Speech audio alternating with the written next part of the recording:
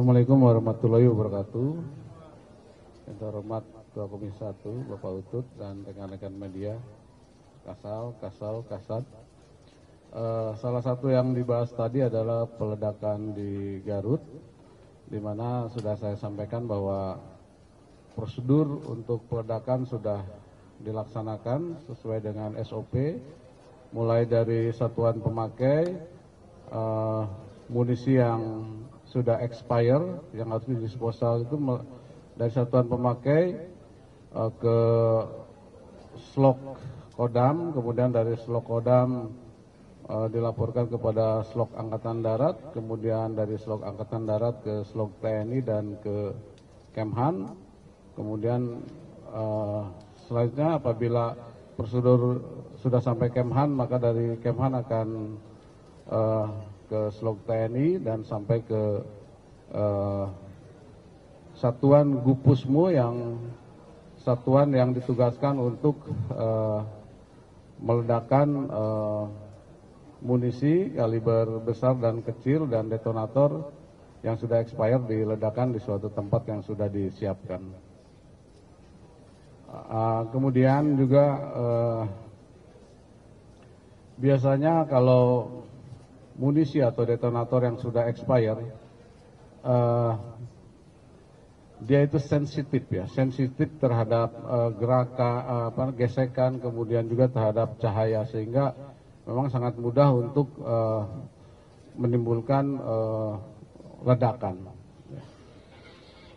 Demikian. Pak, apakah nantinya akan ada penutupan ledak di TKP, Pak? Lalu sudah ada saksi yang diperiksa sudah berapa, dan apakah sudah ada tersangka dalam kasus ini, Pak? Sebenarnya memang tempatnya ini memang harus jauh dengan perkampungan masyarakat. Memang tempat situ sudah jauh sih dengan masyarakat, dengan kampung. Hanya memang yang tadi saya sampaikan, jadi munisi yang sudah expire itu memang mudah meledak, sehingga memang harus kehati-hatian, dan memang ini jadi masukan buat kita. SOP-nya nanti akan kita rubah supaya personil yang melaksanakan pemusnahan itu bisa aman. Kita koreksi ke dalam nanti. Mudah-mudahan ke depan tidak terjadi seperti itu lagi.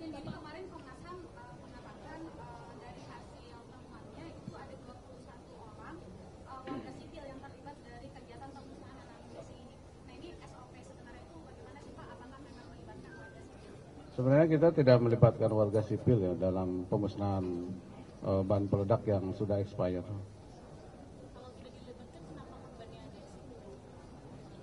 Sebenarnya masyarakat sipil itu tukang masak dan pegawai di situ. Iya, tukang pegawai di situ, tukang masak. Kemudian saya sampaikan bahwa hak-hak yang diberikan kepada korban, yang pertama santunan risiko kematian sejumlah 350 juta, kemudian juga ada nilai tunai tabungan asuransi, kemudian bantuan beasiswa 30 juta per 2 anak, kemudian gaji terusan 12 kali gaji pokok tetap, dan gaji pensiun 50% kali gaji pokok. Kemudian santunan kepada masyarakat juga sudah diberikan oleh Pangdam, Kasat, Panglima TNI, Menhan, dan Gubernur.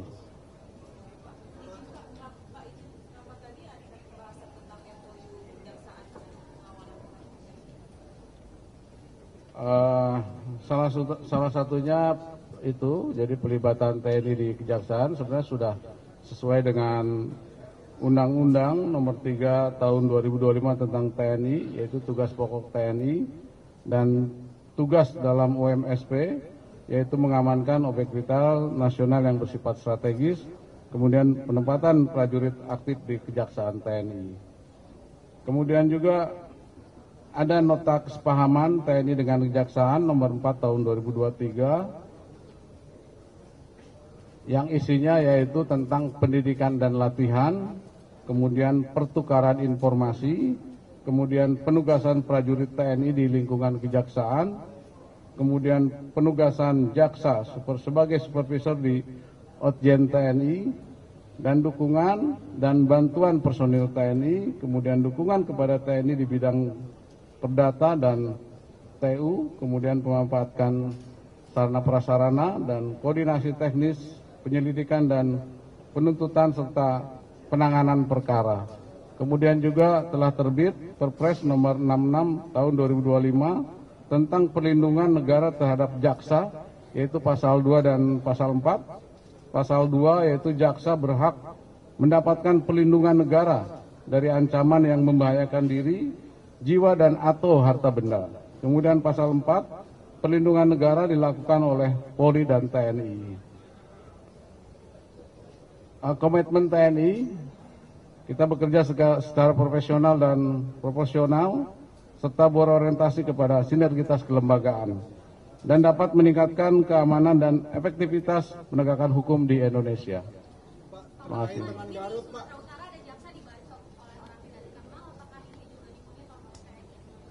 Ya, kita monitor. Ada laporan dari Pangdam kepada saya. Pak, terkait dengan Garut, Pak, ada temuan dari Komnas HAM, Pak. Ya. Terima kasih.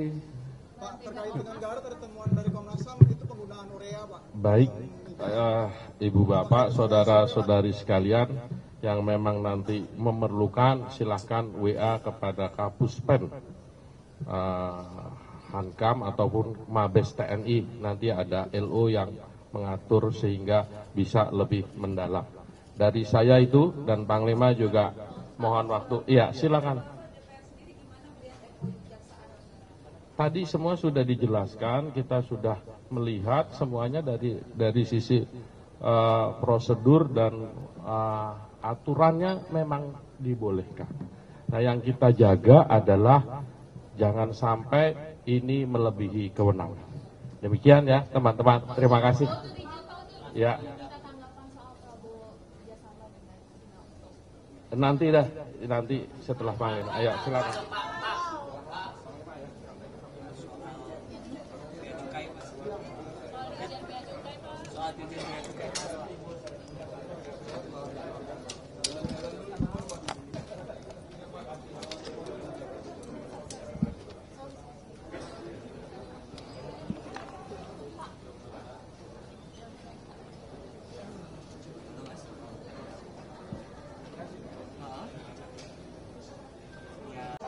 Kalau mau nanya silakan. Pak Panglima dulu yang ditanya apa saya dulu? Pak Kepala Staf mana? Pak Kasat mana? Pak Kasat lagi di toilet, nanti menyusul. Ya, selamat sore teman-teman pers. Baru saja Komisi 1 rapat kerja dengan Panglima TNI dan para Kepala Staf. Hadir pula Pangkostrat, Irjen Mabes TNI, Kabais dan para Asrenum dan para Asrena. Intinya tadi kami memang minta maaf harus tertutup karena isunya strategis. Itu pengantar dari saya. Yang paling penting Komisi 1 sepakat untuk TNI terus didukung dan penguatan dan ujung-ujungnya untuk mendukung pemerintahan Pak Prabowo. Pak Prabowo sebagai pemenang pemilu perlu didukung untuk mewujudkan cita-citanya. Itu poin yang paling penting dari rapat kerja tadi. Selanjutnya saya persilakan Panglima untuk menyampaikan.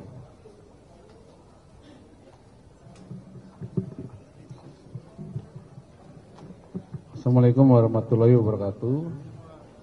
Yang terhormat Ketua Komisi 1, Bapak Utut dan rekan-rekan media, Kasat. Salah satu yang dibahas tadi adalah peledakan di Garut, di mana sudah saya sampaikan bahwa prosedur untuk peledakan sudah dilaksanakan sesuai dengan SOP, mulai dari satuan pemakai, munisi yang sudah expire, yang harus didisposal itu dari satuan pemakai ke slok Kodam, kemudian dari slok Kodam dilaporkan kepada Slok Angkatan Darat, kemudian dari Slok Angkatan Darat ke Slok TNI dan ke Kemhan.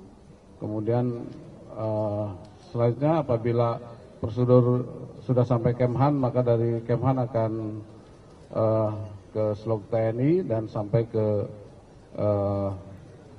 Satuan Gupusmu, yang satuan yang ditugaskan untuk meledakkan munisi kaliber besar dan kecil dan detonator yang sudah expired diledakkan di suatu tempat yang sudah disiapkan. Kemudian juga biasanya kalau munisi atau detonator yang sudah expired, dia itu sensitif ya, sensitif terhadap gesekan, kemudian juga terhadap cahaya, sehingga memang sangat mudah untuk menimbulkan ledakan. Demikian. Pak, apakah nantinya akan ada penutupan ledak di TKP, Pak? Lalu sudah ada saksi yang diperiksa sudah berapa, dan apakah sudah ada tersangka dalam kasus ini, Pak?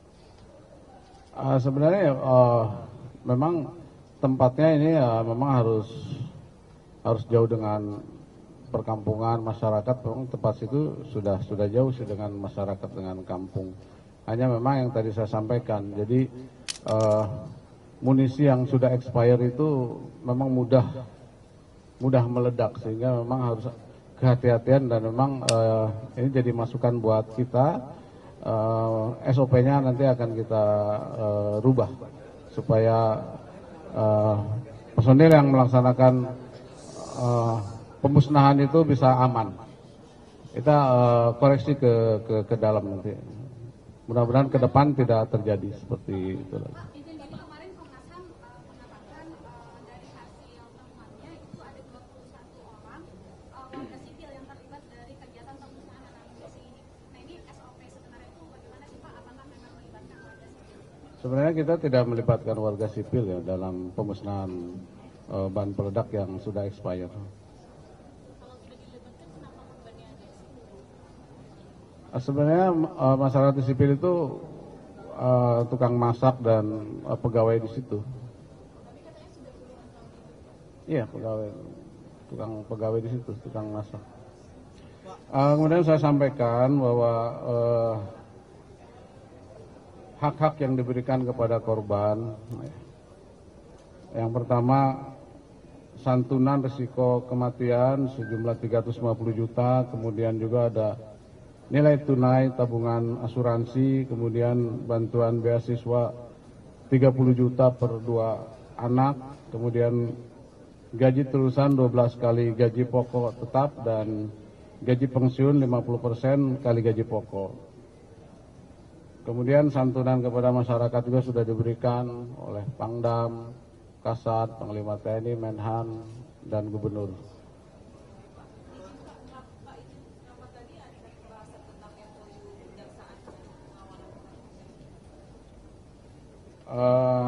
Salah satunya itu, jadi pelibatan TNI di Kejaksaan sebenarnya sudah sesuai dengan Undang-Undang Nomor 3 Tahun 2025 tentang TNI, yaitu tugas pokok TNI dan tugas dalam UMSP, yaitu mengamankan objek vital nasional yang bersifat strategis, kemudian penempatan prajurit aktif di Kejaksaan TNI.